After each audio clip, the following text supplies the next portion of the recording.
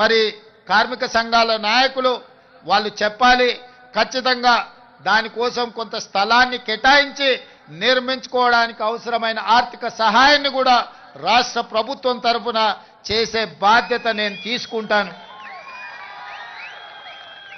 అదేవిధంగా ఫైటర్స్కి సినీ కార్మికుల యొక్క ప్రాక్టీస్కి కొంత స్థలం కేటాయిస్తే బాగుంటుంది అని ఇంకొంతమంది చెప్పారు.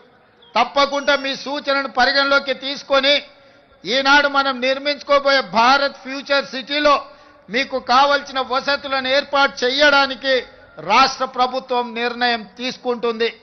అందుకే మిత్రులారా, ఈనాడు ముఖ్యమంత్రిగా కాదు, మీ కుటుంబ సభ్యుడిగా నేను ఇక్కడికి వచ్చిన. ఈ ప్రాంతంలో ఉండే సినీ కార్మికుల యొక్క సమస్యల్ని తప్పకుండా రాష్ట్రం ప్రభుత్వం పరిష్కరిస్తుంది. మీ సంఘ నాయకులు చెప్పినారు 10 సంవత్సరాలలో మేము ఏనాడు కూడా ముఖ్యమంత్రి గారిని కలవలేదు అని. ఈనాడే కాదు, ఏనాడైనా మీకు అవసరమైనప్పుడు, మీకు ఆపద ఉన్నప్పుడు మీ సోదరుడు రేవంత్ రెడ్డి తెలంగాణ ముఖ్యమంత్రి మీకు అండగా నిలబడతాడని ఒక్క అంశాన్ని మీరు గుర్తుపెట్టుకోండి. మహాభారతంలో చాలా గొప్ప గొప్ప క్యారెక్టర్స్ ఉన్నాయి. కానీ నాకు నచ్చిన క్యారెక్టర్ కర్ణుడు. ప్రాణం పోయినా మిత్రుల కోసం నిలబడ్డా. తెలుసు ప్రాణం పోతుందని, కానీ మిత్ర ధర్మాన్ని ఉల్లంఘించకుండా ఆనాడు కర్ణుడు ప్రాణాలను సైతం వదిలిండు. అందుకే ఈనాడు కూడా చరిత్రలో కర్ణుడి యొక్క త్యాగం గురించి మనం మాట్లాడుకుంటాం. అందుకే ఇవాళ చెప్తున్న మిత్రుడుగా మిత్ర ధర్మాన్ని, మీ సమస్యలు పరిష్కరించే బాధ్యత నాది. మీకు అండగా నిలబడతా, మీ సమస్యల్ని పరిష్కరిస్తా. మీకందరికీ తెలుసు, నిర్ణయం తీసుకోనంతసేపు నేను ఆలోచన చేస్తా, నిర్ణయం తీసుకున్న తర్వాత అమలు చేస్తే ఇంకా ఆలోచన చెయ్యను. ఈనాడు మీకు అండగా నిలబడాలనే నిర్ణయం తెలంగాణ రాష్ట్ర ప్రభుత్వం తీసుకున్నది. ఖచ్చితంగా కార్మికులకు సహేతుకమైన సమస్యల్ని పరిష్కరించి రాష్ట్ర ప్రభుత్వం వైపు నుంచి మీకు అండగా నిలబడి మిమ్మల్ని ఆదుకునే బాధ్యత తెలంగాణ రాష్ట్ర ప్రభుత్వం తీసుకుంటుంది. ఇంకా ఏమైనా సమస్యలు ఉన్నా నవంబర్ చివరికి మళ్ళా మిమ్మల్ని అందరినీ పిలుస్తా, మీ సంఘాల నాయకులని కలుస్తా. నవంబర్ చివరి వారంలో మీతో కూర్చుంటా. డిసెంబర్ 9 నాడు 2వ సంవత్సరం తెలంగాణ రాష్ట్ర ప్రభుత్వం ఏర్పాటు చేసి ఉత్సవాలు జరుపుకోబోతున్నాం.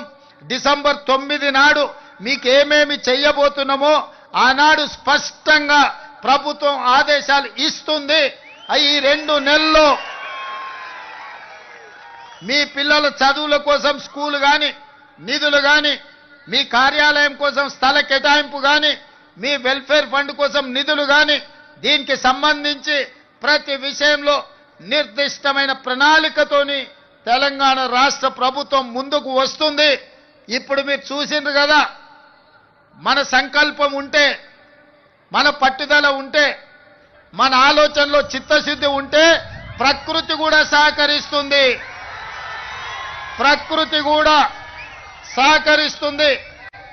ఇప్పటి వరకు ఉరుములు ఉరిమి వర్షం కురిసినా ఈనాడు మీరు, మేము, మనము మాట్లాడుకునే సందర్భంలో వర్ణ దేవుడు కూడా మనకు సహకరించి ఒక ప్రశాంతమైన వాతావరణాన్ని కల్పించి కార్మికుల యొక్క కష్టాలను పరిష్కరించడానికి తెలంగాణ రాష్ట్ర ప్రభుత్వం వస్తే వరుణ దేవుడే సహకరించిండు. ఇంతకంటే గొప్ప సన్నివేశం ఏ సినిమాలో అయినా ఉంటుందా? అందుకే మిత్రులారా, ఇవాళ మీ అందరి పక్షాన మీకు అండగా నిలబడడానికి ఇక్కడికి వచ్చిన. ఇక్కడి నుంచి మీ సమస్యల్ని పరిష్కరించే బాధ్యత నాది. మీ సంఘాల నాయకులతో పాటు ఈ కార్యక్రమాన్ని ఏర్పాటు చేసి ఈ వేదిక మీద ఉన్న పెద్దలకు, ముఖ్యంగా సాయంత్రం పిల్లలు స్కూల్ నుంచి వచ్చి పిల్లలకు సాయంత్రం వండి పెట్టాలన్న కార్యక్రమాన్ని కూడా మా అక్కలు, మా సోదరిమణులు, ఇంకొంతమంది ఈటీవీ, మా టీవీ సీరియళ్లను కూడా పక్కన పెట్టి ఈరోజు ఇక్కడికి వచ్చి ఈ కార్యక్రమంలో పాల్గొన్నందుకు మనస్ఫూర్తిగా మీ అందరికీ ధన్యవాదాలు, కృతజ్ఞత తెలియజేస్తూ మళ్ళొక్కసారి మీకు మాట ఇస్తున్నా, మీ సమస్యల్ని పరిష్కరించే బాధ్యత నాది. మిమ్మల్ని ఆదుకొని మొత్తం దేశ సినీ పరిశ్రమలకే, అది బాలీవుడ్ కావచ్చు, కోలీవుడ్ కావచ్చు, లేకపోతే తమిళనాడులో ఉండే ఫిల్మ్ ఇండస్ట్రీ కావచ్చు, ఏదైనా తెలుగు ఫిల్మ్ ఇండస్ట్రీ నుంచే నేర్చుకోవాలి. అందరికీ ఆదర్శంగా నిలబడే విధంగా మీ సమస్యల్ని పరిష్కరించే బాధ్యత నేను తీసుకుంటున్నాను తెలియజేస్తూ మీ అందరి దగ్గర సెలవు తీసుకుంటున్న ధన్యవాదాలు మిత్రులారా.